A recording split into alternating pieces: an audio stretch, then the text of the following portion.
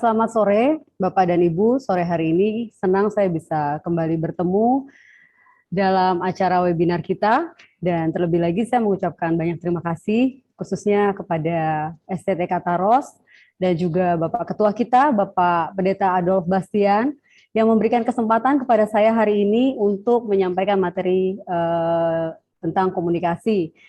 Dan juga saya mengucap syukur untuk kehadiran Kaprodi, dosen, dan juga mahasiswa pada sore hari ini. Terlebih lagi Ibu Wahyu Yuli yang menjadi moderator kita pada sore ini. Kalau tadi Bu Yuli menyampaikan ada begitu kata, banyak kata luar biasa. Tidak ada yang luar biasa, saudara. Di dalam diri saya tidak ada yang luar biasa. Hanya Tuhan Yesus yang luar biasa. Saya cukup kaget tadi kenapa CV dibacakan semua. Nanti bisa ini waktunya nggak cukup ini. Waduh. Ya, tapi begitulah Tuhan Yesus yang luar biasa. Dan bahkan saya percaya bahwa peserta kita pun ini banyak yang lebih wawasan, pengetahuan, segala hikmatnya jauh lebih tinggi daripada saya. Dan saya perlu belajar banyak dari para mentor saya dan juga mungkin pada para dosen, semua Kaprodi dan khususnya Bapak Ketua. Baik, untuk mempersingkat waktu, perkenalkan nama saya seperti tadi, Natasha Sandriana, dan saat ini saya memang memiliki aktivitas sebagai pengkhotbah, juga mengajar dan terlibat aktif dalam pelayanan misi di Korea Selatan. Dan untuk mempersingkat waktu, baiklah saya akan share screen ya. Nanti kalau ada kendala suara mungkin bisa diberitahukan kepada saya. Apakah suara terdengar dengan jelas? Suara saya terdengar jelas. Jelas, Bu. Baik. Kompak sekali itu yang di sana. Baik, saya akan mulai share screen ya.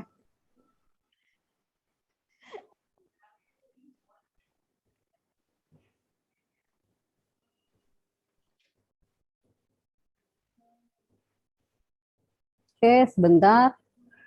Ya, tadi kita sudah mengucapkan Sumpah Pemuda, saya sudah tidak perlu lagi membacakannya, demikian juga ulasan memori untuk momen ini yang sangat luar biasa. Oke, sebentar. Baik, Bapak Ibu, pada momen Sumpah Pemuda, kita mengucap syukur kepada Tuhan, ya.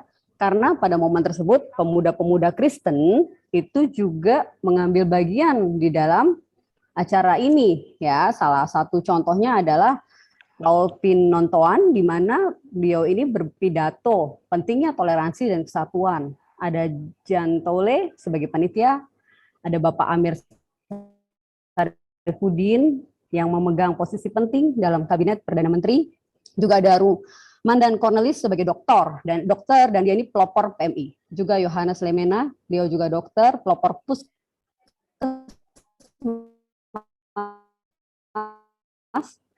ada mahasiswi Indonesia, ada Johang Mas Dani, ini relawan kesehatan logistik di PMI. Kalau kita melihat tokoh-tokoh ini, kita pasti mengucap syukur untuk keberadaan mereka. Kenapa? Karena dengan adanya mereka mengambil bagian dalam satu momen penting di Indonesia. Dan kita tahu mereka ini adalah pemimpin-pemimpin yang pastinya mempunyai kemauan. Tidak mungkin mereka berkecimpung di dalam kegiatan tersebut. Mungkin ingat Ulangan 28 ayat 13 ya, yang mengatakan apa? Ada yang tahu? Apakah ada yang tahu? Buka Alkitab dulu ya. Ini adalah satu firman Tuhan yang mengatakan bahwa kita akan menjadi kepala dan bukan ekor. Kita akan terus naik dan bukan turun. Pasti setiap kita akan senang mengaminkan ayat ini ya. Tapi ayat ini dalam konteks di dalam Perjanjian Lama, ayat ini tentunya adalah satu perintah dari Tuhan kepada bangsa Israel. Tapi ayat ini pun kalau ditarik konteks ke masa yang sekarang adalah Tuhan mau kita ini menjadi pemimpin-pemimpin. Kita ini menjadi orang-orang yang mempunyai pengaruh. Bukan cuma sebagai dalam arti pemimpin di perusahaan, di gereja, di organisasi, bukan saudara. Ya, Tapi dimanapun saudara berada, saudara memiliki pengaruh yang baik, karena pemimpin itu memberikan pengaruh. Jadi pengaruh yang baik yang bisa membuat orang mengalami satu impartasi, mengalami satu perubahan dalam hidupnya. Nah, di dalam kepemimpinan, komunikasi itu sangat penting. Ya, tujuannya apa sih? Karena kita harus menguasai kemampuan komunikasi secara verbal dan nonverbal, termasuk di dalamnya kemampuan untuk mendengarkan. Kemampuan komunikasi ini bertujuan membantu menyampaikan maksud dan visi misi sekaligus mendapatkan dukungan dan menangani konflik internal tim. Sebab tidak jarang kesalahpahaman muncul di antara anggota kelompok. Kemampuan komunikasi menciptakan hubungan yang baik sehingga akan menciptakan lingkungan yang sehat dengan motivasi dan menerima usulan. Nah, saat ini sebelum lebih jauh kita akan membahas tentang reformasi sistem komunikasi yang efektif dan alkitabiah. Apa itu sistem komunikasi? Semua pasti sudah tahu, sistem komunikasi ini adalah pertukaran informasi atau ide antara dua entitas, benda, orang, unit yang mempresentasikan data. Proses sistem komunikasi tersebut melibatkan pertukaran informasi, baik formal maupun informal, dan itu terdiri dari menerima, mengirim, dan memproses informasi. Komunikasi itu sendiri menurut Clifford Christian adalah penyampaian ide-ide yang hidup, membangkitkan respon mental dan emosional, melibatkan pendengaran, pemahaman, perjumpaan, mendengarkan, dan menangani, serta berbicara dan menyampaikan. Komunikasi yang ideal terjadi ketika makna sebenarnya dan tujuan komunikasi yang dimaksudkan secara akurat ditransmisikan kepada penerima. Oke. Komunikasi dapat terjadi dengan visual, verbal, dan non-verbal. Kalau verbal, kata-kata yang diucapkan secara langsung, ya, dengan melalui perantara media seperti koran, majalah, televisi, radio, internet, dan sebagainya. Kalau komunikasi non-verbal, sering terjadi secara otomatis dan tanpa kita kontrol. Bahasa tubuh seperti ekspresi wajah dan gerakan tangan, intonasi suara, kecepatan berbicara, kontak mata, bahkan ketegangan otot dan pernafasan pun itu termasuk dalam komunikasi nonverbal. Komunikasi visual dengan menggunakan media penggambaran yang hanya terbaca oleh indera penglihatan. Komunikasi visual mengkombinasikan seni, lambang, tipografi, gambar, desain grafis, ilustrasi, dan warna dalam penyampaiannya. Nah, sebelum era reformasi, kebijakan sistem komunikasi dan informasi lebih merupakan cerminan kehendak pemegang kekuasaan. Lembaga penerangan menjadi corong penguasa untuk membela kekuasaannya dan lebih berorientasi kepada pembinaan. Pendekatan yang digunakan adalah komunikasi vertikal top-down dengan bobot persuasi yang sangat tinggi. Kebijakan sistem informasi sepenuhnya ditentukan dari atas. Pemerintah dianggap paling tahu kebutuhan dan aspirasi masyarakat. Nah, era baru reformasi dan arus globalisasi ada perubahan terhadap sistem komunikasi dan informasi dalam masyarakat. Terdapat pergeseran paradigma pembinaan kepada paradigma pemberdayaan yang menggunakan pendekatan partisipasi demokratis. Penerangan menjadi lebih berorientasi pada pertukaran informasi daripada hanya penyampaian informasi, termasuk pola komunikasi yang selama ini lebih dominan bersifat vertikal menjadi horizontal dan konvergensi atau berputar. Nah, manusia mengalami transformasi media komunikasi. Zaman dulu, zaman nenek moyang yang kita tidak kenal, itu tahun sekitar 200 sebelum Masehi, itu menyampaikan komunikasi melalui media asap. Bisa juga bunyi dan juga suara. Lalu kita juga tahu ada burung merpati dimanfaatkan untuk mengirimkan surat. Ada telegraf, ada telepon, radio, televisi, bahkan sampai dengan saat ini, kita masuk dalam satu era digitalisasi, di mana teks, audio, video, grafik, foto, dan animasi dapat diatur bersama dan interaktif pada satu media. Nah, informasi menjadi kebutuhan pokok manusia. Media massa telah mengalami pergeseran fungsi dan perannya sebagai media komunikasi publik. Titik poinnya bukan lagi pada keakuratan informasi, tetapi pada kecepatan informasi. bukan lagi bersandar pada fakta namun lebih kepada antusias warga. Seolah tidak peduli lagi akan kebenaran informasi, selama informasi tersebut banyak diakses dan dinikmati oleh banyak orang, hal tersebut dianggap lumrah. Nah, saat ini mengkomunikasikan data menjadi pengetahuan. Berbagi informasi, berita atau data pelaporan lainnya sekarang secara real time dan global. Jadi bukan periodik dan regional. Saat itu juga maka bisa tersiar ya seperti televisi. Penggunaan internet di Indonesia menurut survei Asosiasi Penyelenggara Jasa Internet Indonesia itu tahun 2020 sudah mencapai 175 juta orang. Luar biasa Indonesia. Nanti semuanya pasti bisa akan menggunakan media internet. Nah, perubahan metode ini bukanlah perubahan pesan. Itu perlu diingat. Nah, menukar metode konvensional dengan pendekatan yang tidak konvensional bukan berarti kehilangan identitas.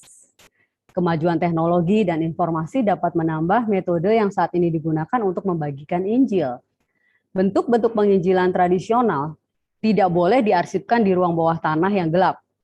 Metode penginjilan digital adalah tambahan untuk digunakan untuk membagikan kasih Kristus. Ya.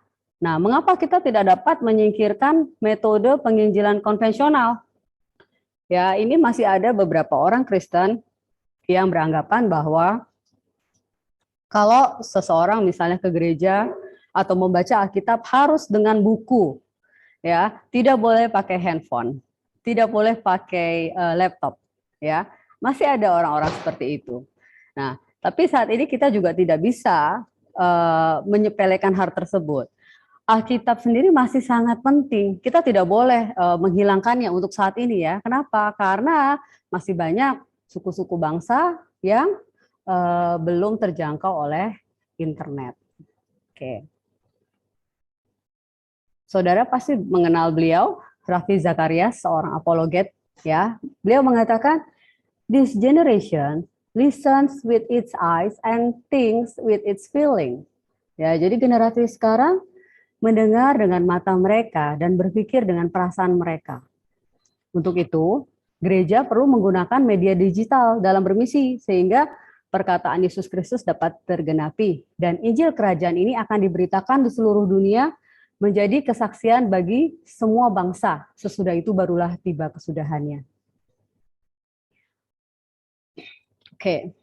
Nah, Tuhan adalah satu-satunya pribadi yang tidak diubah atau terpengaruh oleh era digital. Segala sesuatu seperti pendidikan, pernikahan, hingga cara kita mengobati penyakit itu telah diubah dan dipengaruhi oleh yang namanya era digital atau teknologi. Cara kita mengkonsumsi dan membagikan Injil juga banyak dipengaruhi oleh metode digital. Aplikasi Alkitab telah diunduh lebih dari 100 juta kali. Dan setiap detik pengguna ponsel mengunduh dan membagikan renungan, khotbah, musik religi, dan buku dari seluruh dunia. Di mana-mana orang bisa mengaksesnya, termasuk kita, ya. Nah, Roh Kudus memberikan kita karunia dan hikmat untuk menjangkau lebih banyak orang. Seiring perubahan zaman, meskipun pesan Injil tidak pernah berubah, namun cara kita mengkomunikasikan pesan akan dimodifikasi untuk menjangkau lebih banyak orang. Nah, sekarang saya mau kasih pertanyaan. Would God use a cell phone to communicate with us if He were to return? Apakah Allah akan menggunakan HP untuk berkomunikasi dengan kita jika Dia akan kembali? Ada salah satu peserta yang bisa jawab? Silakan. Tidak. Tidak, Bu. Ya, oke, tidak. Alasannya apa? Bisa memberikan alasan atau ada yang lain mau memberikan jawaban untuk pertanyaan ini? Tidak, karena apa? Karena Jadi ulang Bu pertanyaannya, Bu. Iya, seperti yang ini. Sekarang tidak dapat mengendalikan Allah. Tetapi Allah lah yang Oke, karena kita tidak dapat mengendalikan Allah. Ya, tadi kan pertanyaannya apakah Allah akan menggunakan handphone untuk berkomunikasi dengan kita jika Dia akan kembali? Tidak, Bu. Tidak. Siapa yang jawab iya? Apakah ada yang jawab ya? Setuju ya tidak ya? Kenapa Bu Wahyu? Bisa memberikan Eh, alasannya? Karena Allah itu juga tidak menutup dengan pengetahuan.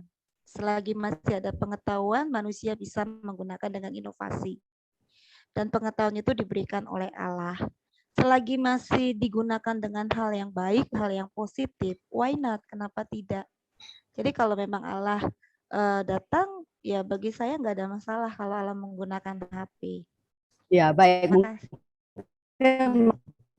Bu Yuli adalah di mana pesan Tuhan itu ada di dalam HP, sehingga setiap orang bisa mengetahui kapan dia datang. Tetapi pertanyaannya, apakah Allah berkomunikasi menggunakan handphone untuk berkomunikasi dengan kita?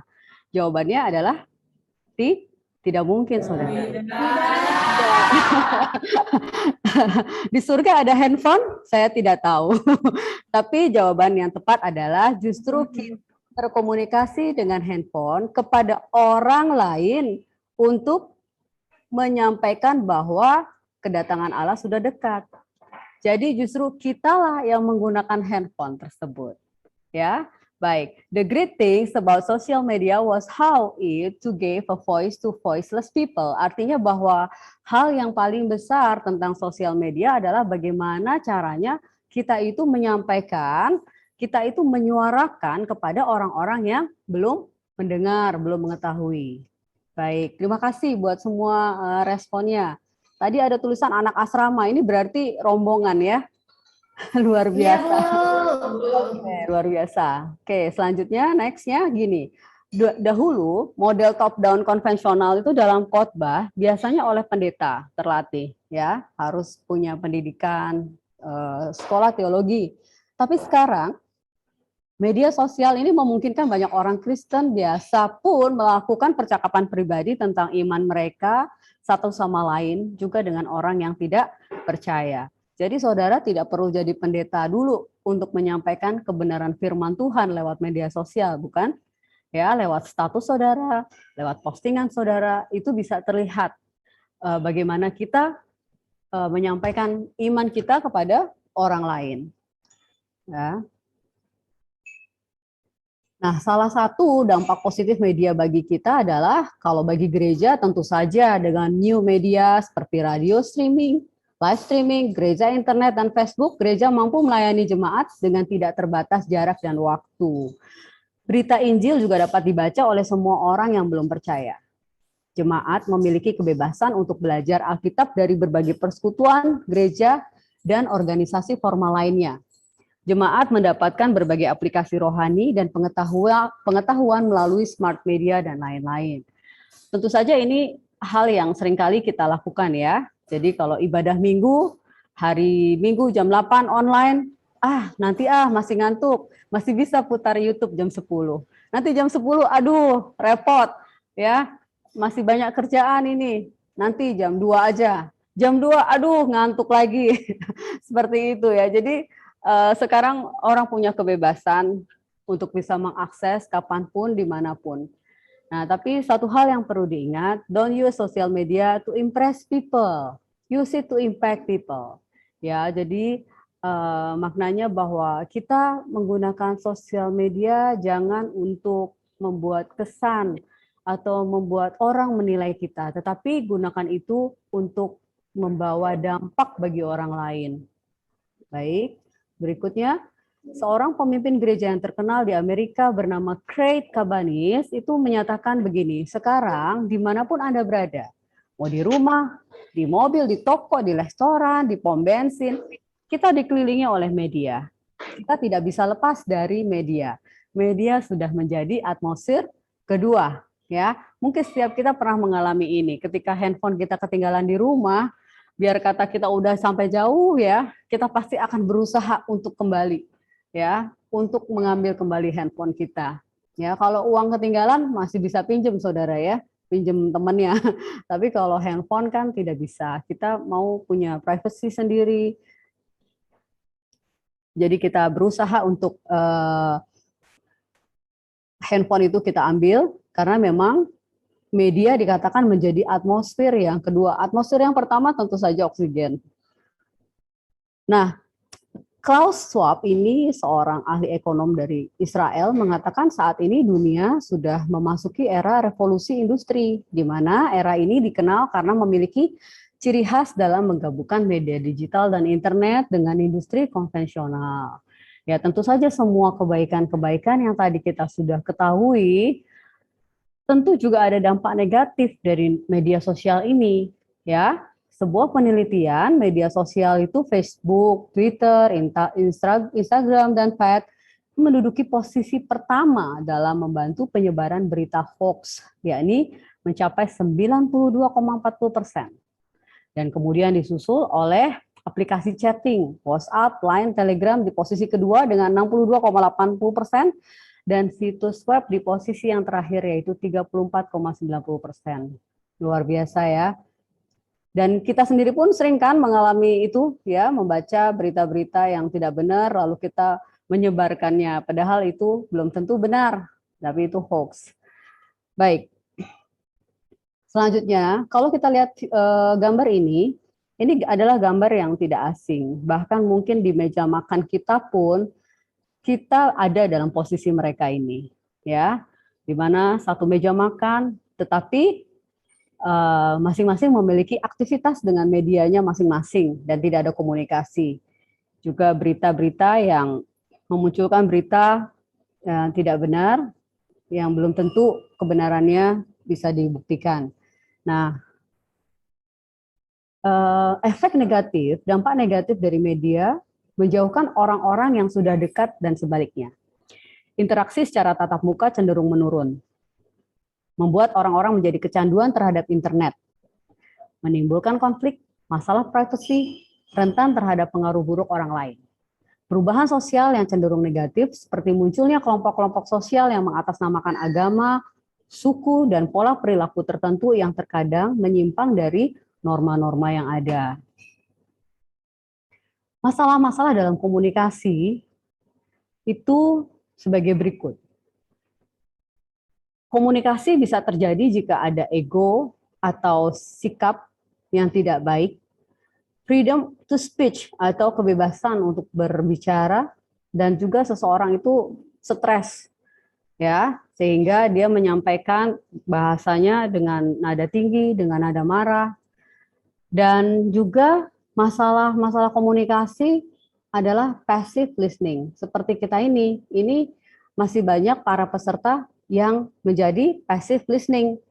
Bisa saja kan, tapi saya yakin dan percaya tidak ada di webinar kita pada sore hari ini. Ya, jadi masih banyak para peserta webinar itu mereka menutup kameranya, ya kan? Mereka hanya mendengar, tetapi tidak menyimak, betul? Mereka hanya sebagai passive listening. Sementara mereka bisa pergi ke ruang makan, kemana, ke garasi, sehingga pada saat dipanggil ataupun pada saat foto mereka tidak ada. Atau ketika ditanya kembali, apa ya tadi? Yang penting pokoknya aku hadir dan mendapatkan sertifikat. Ya, jadi seringkali kita pun menjadi orang-orang yang pada posisi membawa masalah di dalam komunikasi, yaitu sebagai passive listening. Juga cultural dan education differences ini juga menjadi masalah. Budaya, pendidikan itu menjadi masalah dalam komunikasi. Lalu poorly written communication, komunikasi tulisan ya yang belum tepat di dalam penulisan. Lalu lack of interest or motivation and not focus, maksudnya kita ini kurang tertarik, nggak ada motivasi untuk mengikuti webinar ini. Aku nggak ada motivasi lah untuk datang rapat pengurus. Males aku, atau tidak mendengarkan, tidak fokus, ya. Juga sense of human ini maksudnya adalah kita tidak memperhatikan dengan siapa kita bicara, ya. Jadi kita bicara kadang-kadang sembarangan. Lalu yang terakhir adalah body language atau bahasa tubuh. The worst distance between two people is misunderstanding. Bukankah kita juga seringkali mengalami misunderstanding, kan? Salah mengerti, bukan? Nah, sekarang saya berharap semuanya bisa membuka kamera, ya. Dan saya mau mungkin salah satu, sebentar ya, kita sampai sini. Oke, kita stop share dulu sebentar. Saya mau kita buka kamera semuanya. Dan oke, semua sudah? Nah, sekarang dari bahasa tubuh. Kalau bahasa tubuh, bagaimana kita melihat seseorang dengan bahasa tubuh yang mencerminkan muka yang senang, bahagia, bagaimana coba? Coba, saudara peragakan muka yang senang, yang bahagia. Ayo coba, semuanya. Coba ya, Bu Yuli lihat mana yang masih masih cemberut, Mantap. masih bete. Ya, Nove. semuanya wajah-wajah ceria, wajah. Coba sekarang wajah yang senang, sukacita, tertawa. Siap. Oke, ya. Coba sekarang peragakan kalau wajah lagi sedih bagaimana? Wah, susah sedih. Mana wajah sedih mana? Oh, nggak bisa, nggak pernah sedih ya Pak kita ya. Kita sukacita terus gitu. Iya. Wajah Saya sedih bisa mana? pemain Wajah sedih? sinetron. Bisa wajah sedih? Baik. Coba kalau misalnya satu lagi, kita peragakan wajah yang Wajah mikir. ragu-ragu, tidak percaya. Bagaimana? Biasanya apa? Kening kita berkerut. Ya. Kening kita berkerut, Ini. nggak percaya gitu ya. Masa sih gitu ya? Masa sih gitu ya?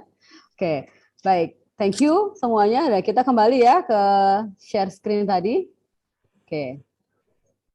Jadi kita, sorry ada interupsi tadi. Ini kita kembali kemana tadi ya? Slide mana ya? Masih ada yang ingat?